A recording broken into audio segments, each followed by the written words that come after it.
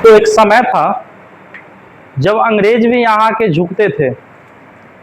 एक समय था जो हम पे शासन किया वो भी यहाँ के झुकते थे। याद होगा 1931 में महात्मा गांधी से मिलने इरविन जेल तक गए, लेकिन आजकल के सरकार जो है उसे ये समय नहीं है कि वो जाके अपने जनता से मिल पाए। यह लोकतंत्र नहीं, राजतंत्र वाली व्यवस्थाएं हैं। एक ऐसी जगह जहां नेताओं को तो रैली करने की जगह टाइम है, परंतु जनता से मिलने का समय नहीं है। अरे वो क्या मांग रहा था? आपसे अपना अधिकार मांग रहा था। वो बस ये चाह रहा था कि हमारा अधिकार हमें मिले, कुछ तो आपसे एक्स्ट्रा मांग नहीं रहा था। जो चीज़ आप अच्छा से अगर नहीं कर्तव्य को पालन कर रहे हैं, उस चीज़ को तो हटाने की व्यवस्था वो मांग रहा था। वो ज़्यादा क्या ही मांग रहा था आपसे, बस ये मांग रहा कि धर्मेंद्र प्रधान को शिक्षा मंत्री से हटाया जाए। लेकिन आप उस चीज़ को भी नहीं माने। सोनम वांगचुक जो कि 20-21 दिन भूख हड़ताल पे रहा, आप उनसे मिलने नहीं आए, लेकिन जबरन उसे अरेस्ट कर लिए कि हमें उनका प्रवाह है, उन्हें कुछ हो ना जाए, इस चीज़ की हमें दिक्कत है। लेकिन मान लिए कि आपको उनकी टेंशन थी, लेकिन आप इस चीज़ को भी मानते ना कि आप जाके उनसे मिल भी सकते थे। गुंडा राज की तरह आप उठाए उनको, सफ़ेद चादर से ढककर उन्हें डायरेक्ट लेके चले गए। ये कहाँ से उचित है? कहीं से भी उचित नहीं है। वो बच्चा को भी आप बताइए, जो बच्चा नीट का पेपर दिया, 2-2, 4-4 साल तैयारी किया और बाद में पता चला कि उसका पेपर लीक हो गई। ये कहाँ से सही है? अगर कोई भी जिम्मेदारी को अगर आप अच्छा से नहीं निभा पा रहे हैं तो उस पद को छोड़ देनी चाहिए। आपको याद होगा नीतीश कुमार के समय में रेल दुर्घटना हुई, वह रेल मंत्री के पद से इस्तीफा दे दिया और यह कह के रिजाइन दिया कि मैं इस कर्तव्य को पालन नहीं कर पाया, इसलिए मैं इस्तीफा दे रहा हूं। अरे यहाँ पेपर लीक रुक नहीं पा रहा है और धर्मेंद्र प्रधान को आप इस्तीफा दिलवा ना रहे हैं। हटाइए, जब उसे नहीं संभल रहा है हटा दीजिए उनको। लेकिन जब आप उसे नहीं हटाए तो वही गुंज धीरे धीरे मोदी हटाओ का नारा लगाने लगा। आप संसद भवन की कितनी भी दीवारें ऊंचा कर लीजिए, लेकिन जनता के नजरों से ऊंचा नहीं कर सकते हैं। मोदी जी, आप तो लोकसभा में अच्छा से एकदम संसद भवन में भाषण दे रहे थे, लेकिन आप कभी ये नहीं देखे कि दीवार के उस पार क्या हो रही है। दीवार के उस पार वो बूढ़े, वो बच्चे, वो नौजवान मार खा रहा था, वो अपने हक की मांग कर रहा था, जो इस देश की नागरिक है। ऐसा तो नहीं है कि वो देश बंटवारा की मांग कर रहा था, ऐसा तो नहीं है कि वो कुछ और आपसे अधिक मांग कर रहा था। वो मांग कर रहा था कि हमारी व्यवस्था अच्छी हो। क्या अपना मांग भी मांगना गलत है? हर लोग इस देश में जो रह रहे हैं, सबको अधिकार है कि वो अपने मांग को रख सकता है। शांतिपूर्ण कर रहा था, लेकिन शांतिपूर्ण औरत तो औरत छोड़िए, बच्चे बूढ़े सब पे आप लाठीचार्ज किया। यही देश है जहां ये नारा दिया जाता है कि बेटी बचाओ बेटी पढ़ाओ, लेकिन आप इसी देश में एक महिला को मार रहे हैं। आपका पुलिस उस महिला का कपड़ा फाड़ दे रहा है, वो पुलिस उस महिला का सिर फाड़ दे रहा है। कहाँ से उचित है? कहीं से भी ये उचित नहीं है।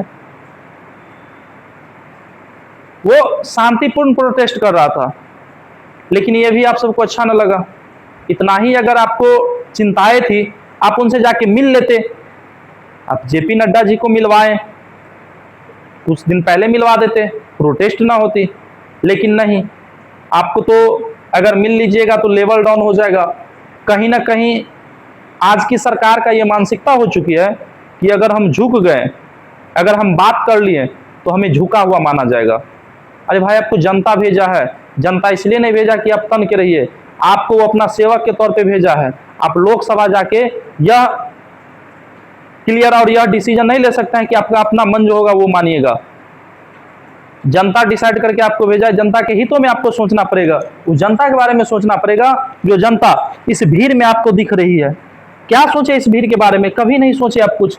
किस प्रकार इस पे पुलिस लाठीचार्ज कर रही है पूरा बेरहमी से। ये तो कोई बाहरी गुंडा नहीं है, अपनी हक का मांग कर रहा है। पुलिस बेरहमी से पीटा, सर फाड़ दिया, लेकिन फिर भी आप तत्काल तो प्रोटेस्ट को दबा दिए, आप उस प्रोटेस्ट को खाली करवा दिए, लेकिन वो दिल में जो आंधी लगी है उस आंधी को कैसे बंद करिएगा? इस देश में नेताओं को रैली करने की समय है, वो जगह जगह अन्य अन्य राज्य जाकर हेलीकॉप्टर से चुनावी मुद्दा में भाषण दे सकते हैं, लेकिन बगल में आप जाके वहां पे जो आमरण अनशन पे बैठा है, जो हड़ताल कर रहा है, उससे मिलने का समय नहीं आपके पास।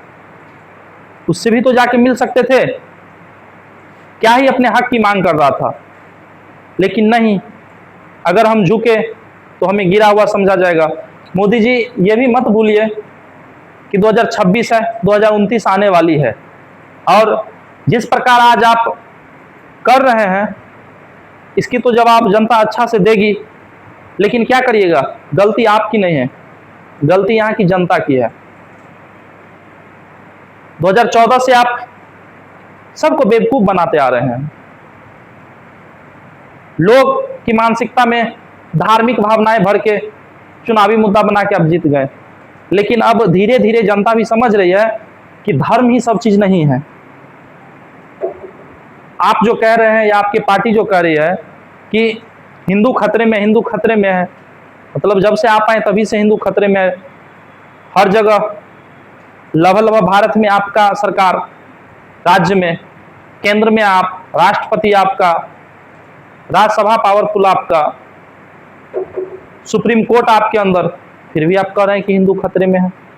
तो किसके समय में हिंदू सुरक्षा में था? ये धार्मिक मुद्दाओं को अब जनता धीरे धीरे भूल रही है, क्योंकि वो जान रहे कि धार्मिक मुद्दा से कुछ नहीं होने वाली है। ये बस एक वोट लेने का एक आपका जरिया है। हम मानते हैं कि आप कुछ अच्छे काम किए, उस अच्छे काम को अच्छा कहा जा सकता है, लेकिन आपका लगभग काम तो गलत हुआ। क्या उस गलत काम को सही नहीं किया जा सकता है?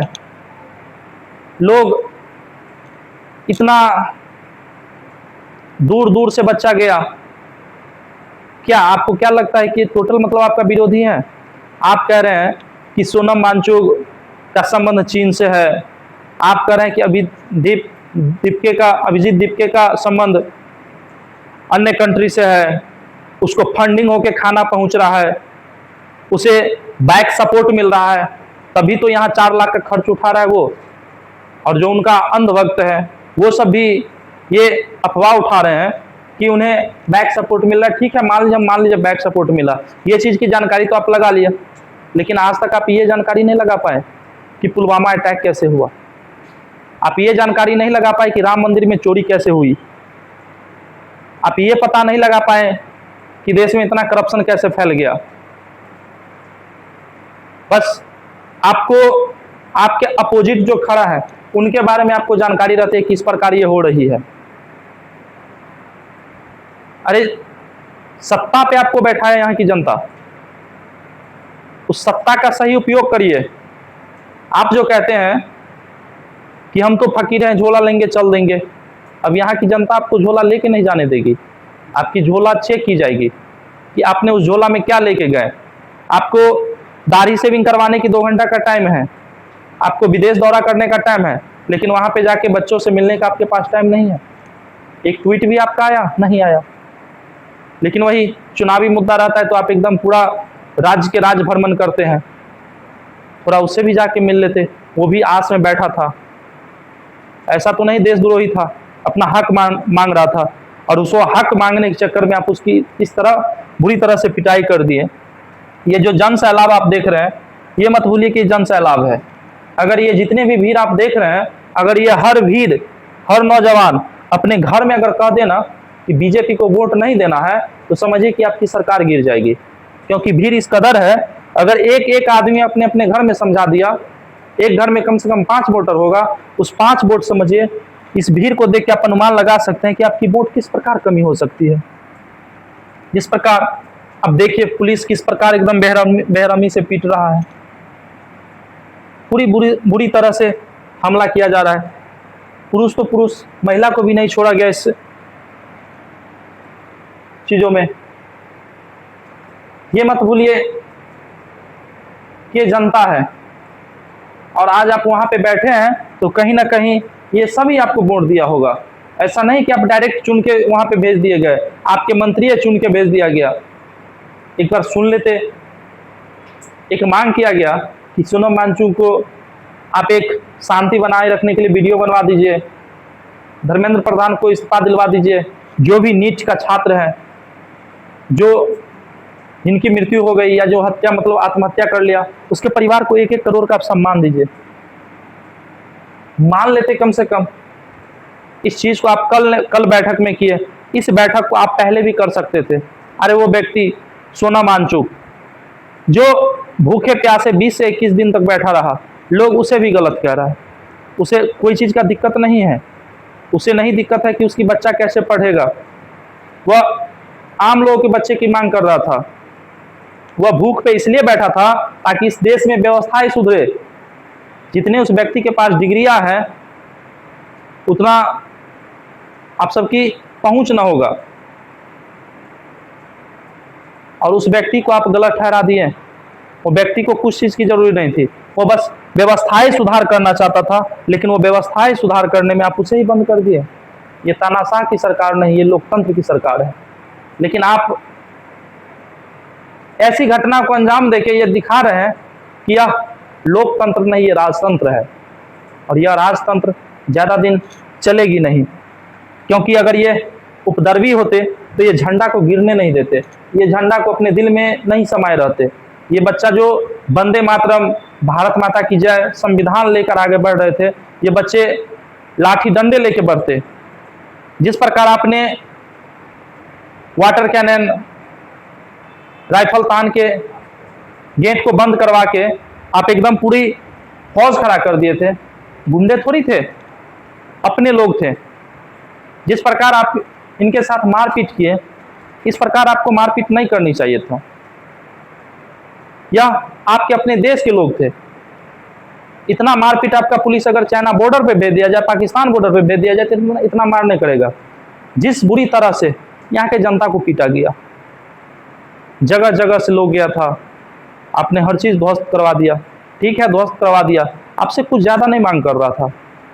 आप अगर चाहते तो मांग को मनवा सकते थे, लेकिन नहीं। अभी तो आपको उड़ीसा में चुनावी मुद्दा देखना है, क्योंकि चुनावी मुद्दा उड़ीसा में धर्मेंद्र प्रधान आपके लिए बहुत बड़ा वहां पे तुरंत का इक्का साबित होगा। आप सोचते हैं कि अगर हम उसे इस्तीफा दिलवा दिए तो फिर हमारी उड़ीसा में सरकार नहीं बन पाएगी। सरकार नहीं, जनता के दिलों में जगह बनाने की कोशिश करी, क्योंकि सरकार आज बन गई तो कल तो निकल ही जाएगी, कल गिर ही जाएगी। लेकिन जनता के दिल में जगह बना के रखिएगा तो कहीं ना कहीं हमेशा हमेशा के लिए बने रहिएगा। तो कोशिश करिए आप सब भी इस वीडियो को ज़्यादा से ज़्यादा शेयर करें। तो कैसी लगी आप सबको वीडियो, कमेंट में बताएं। मिलेंगे नेक्स्ट वीडियो में। धन्यवाद।